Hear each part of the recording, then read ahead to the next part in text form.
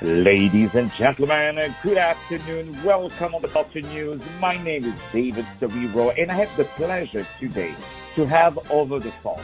It's very hard to describe her because she means so much for me, but for a lot of actors. She embodies for me what is perfection in her wonderful craft. I'm of course, speaking about the lovely, the adorable, the marvelous Caroline Aaron. Caroline, how are you today, my dear? I am very well, David, and thank you for that blush-making introduction, I must say. If you could see me, my cheeks are red. Well, listen, mine are red also every time I see you on the screen because this is who you are. This is what you're bringing to people. You're bringing happiness. You're bringing joy. So I think there is maybe one or two people in Alaska who don't know who you are. So I'm going to say who you are. You are, of course, the 2020 SAG Award-winning actress. So this is one of the greatest news of 2020, I think. So congratulations, really, for that. And of course, a lot of people know you for your wonderful role as Shirley Maisel of one of my favorite TV series of all time, The Marvelous Mrs Maisel. It's really a hit with our friends on Amazon. So we're going to talk about all of that. We're going to talk also about your upcoming big role on the big screen as the lead in this amazing film. Really, it's almost a new concept on its own because it's like a one-woman film. I mean, I love this concept. It's called Call Waiting, okay?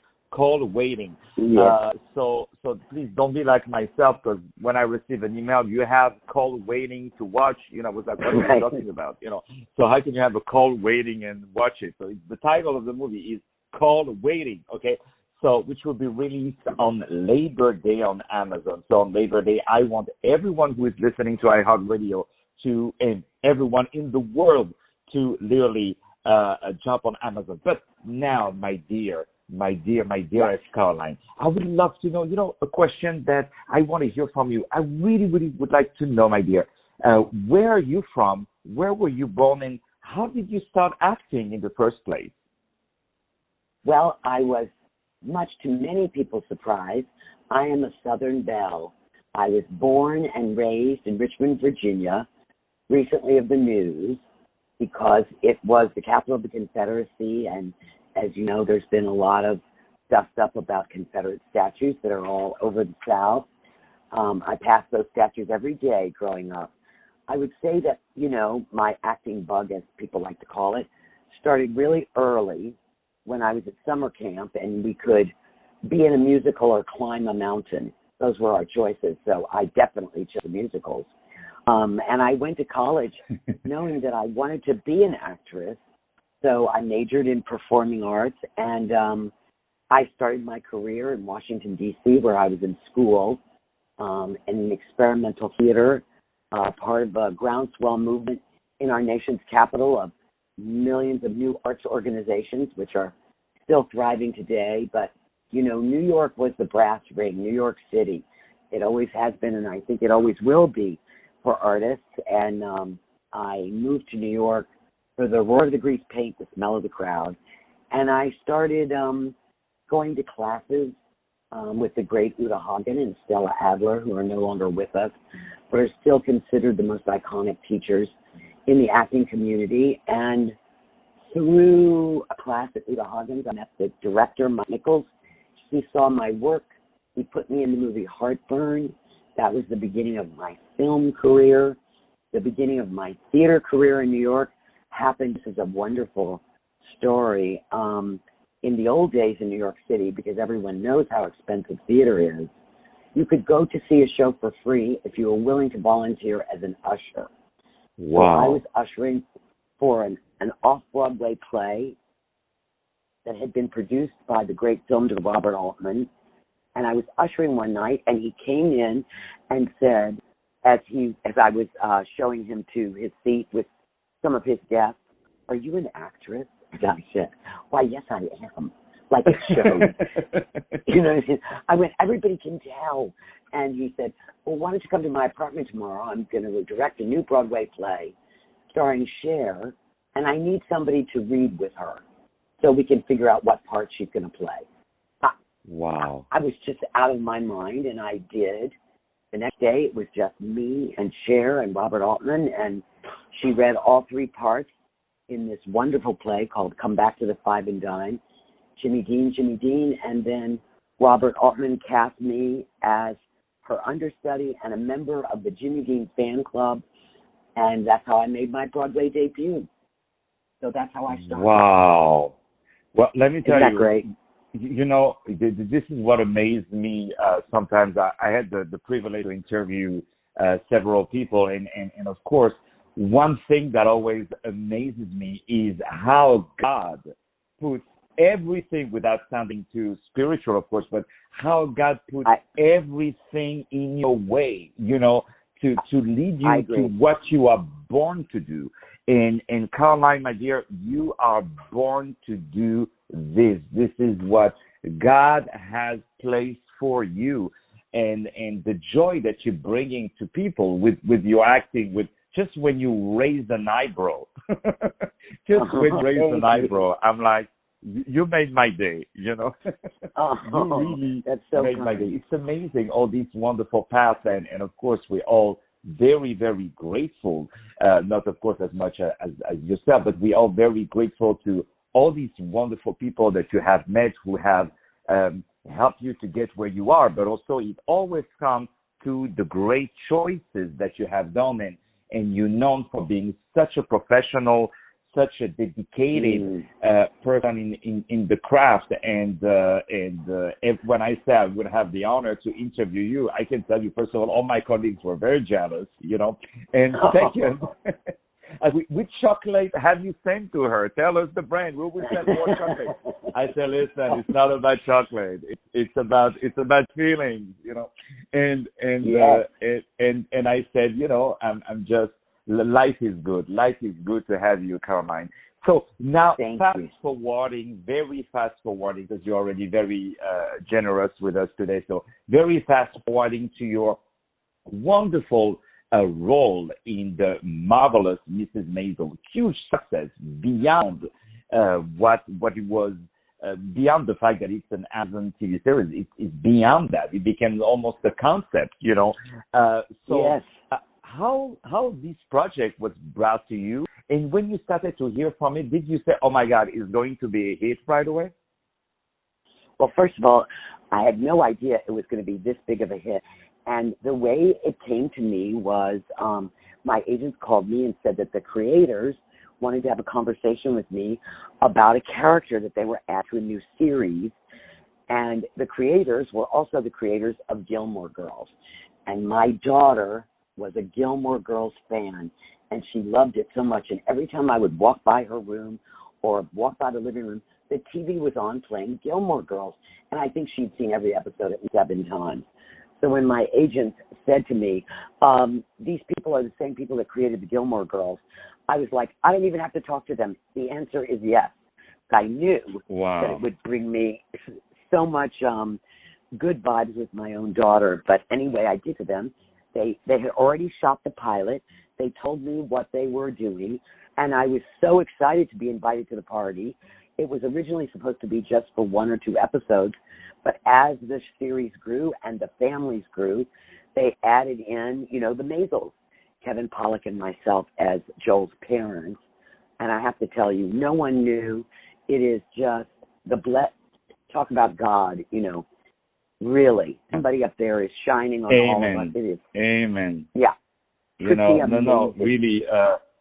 In Hebrew, people say "kol hakavod." You know, only good things to you. Mazel tov, really, mazel tov for all this wonderful success, which really leads us to this amazing. I'm so glad that you return in a way to the big screen as the lead of this amazing film called Waiting, releasing Labor Day weekend on Amazon.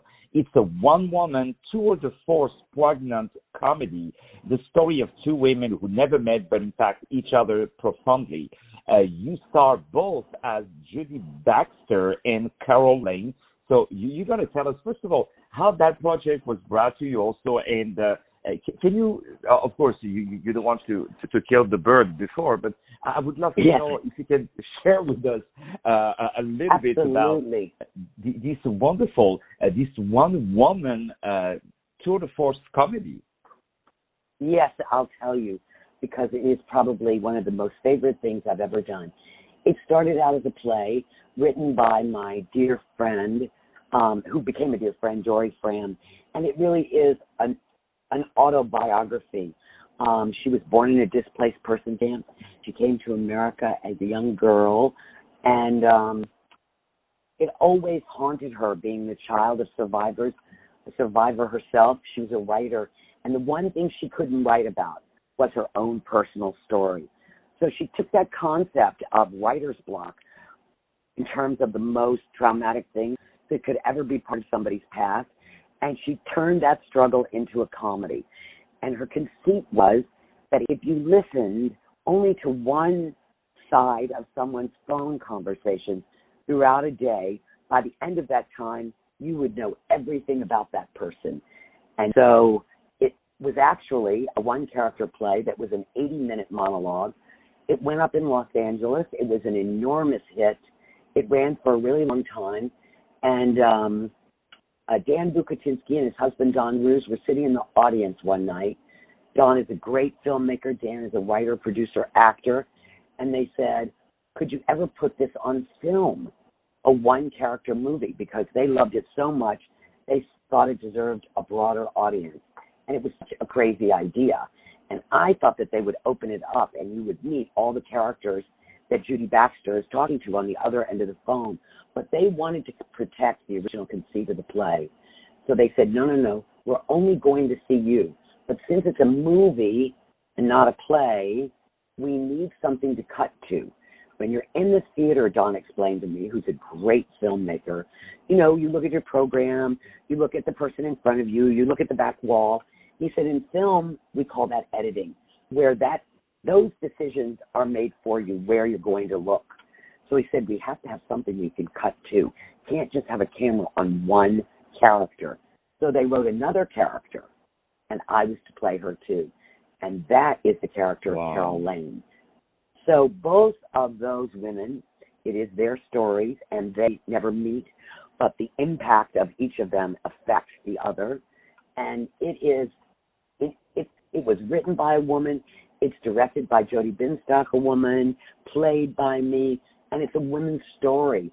And at the time that we put it out on the festival circuit, it was a selection for 9 prestigious festivals. It won the Audience Award at the Santa Barbara Film Festival and went no further. And then, as women's stories have become more important in the entertainment landscape, now it seemed like the right time for everybody to see this movie. And it really is remarkable. I have to say, when I was revisiting the film, I kept going like this is really good. This is really unusual. I've never seen anything like this. And what sort of inspired this particular moment in time is Dory Fram, the writer whose story it is, tragically died last year. And we all got together in her honor and said, let's share this movie. So that's what we're doing, and Amazon is our, host with the most, and I really am excited for people to see it. Yeah, I love how you say host with the most. Yes, they are. Very well exactly. said. It's such a beautiful, beautiful, beautiful movie, and I really invite everyone to break the record and to go, and really big shout out to Amazon for always, opening their hands to and their arms to new ideas, new projects, and taking risks. Really, they are really, really, really amazing. So really, congratulations. And if you put your money in the Amazon stock, let me tell you, it's breaking records. So, really, everything goes well together. My dear Caroline, it's such an honor. I know we have just like 2-3 more minutes of your time. You've already been very, very generous. I would love to know what are your next projects after that, after this amazing movie coming up called Waiting, releasing on Labor Day weekend on Amazon. What are your next projects after that? My next project is season 4 of the Marvelous Mrs Maisel. We're going to start shooting soon. As you know, we are all in, sort of a restricted environment at the moment. I miss people. I miss doing my work. I've been doing a lot of writing during this time and reading and longing for everyone, but we are going to be back to work soon. And we can't wait to see you. Ladies and gentlemen, I want you to know, my dear Caroline, how much I love you from the bottom of my heart, how much first as an actor, but also as a Sephardi Jew, as a Jew, how much you are an inspiration for me. As a woman, or your activism, all the things you have done, you are a true inspiration for me, for a lot of people, and I hope a lot of people will follow your path, your way, and one day we will find the next Caroline Aaron. I'm sure Raquel is also the next Caroline Aaron, but you are, of course, everyone is wonderful, but you are such an inspiration for a lot of people. I cannot thank you enough for taking some time with me today. It's definitely one of the highlights of my career. I tell you that, to have you over the phone. So if you see about 5 million stream of Cold Waiting, it's probably coming from me and my Sephardic family. I'm so glad. It's probably coming also from me. So, ladies and gentlemen, I had the lovely, the gorgeous, the amazing Caroline Aaron. I love this woman. She's the lead of this amazing movie called Waiting, being released on Labor Day weekend on Amazon. Please go to check it out. It is beautiful. Life is beautiful. New York is beautiful. America is beautiful because we are having people like Caroline Aaron. God bless you, my dear Caroline. Thank you a million times for your time. It means everything to me. More music to follow up now on iHeartRadio after this beautiful time with the gorgeous Caroline Aaron. Stay tuned.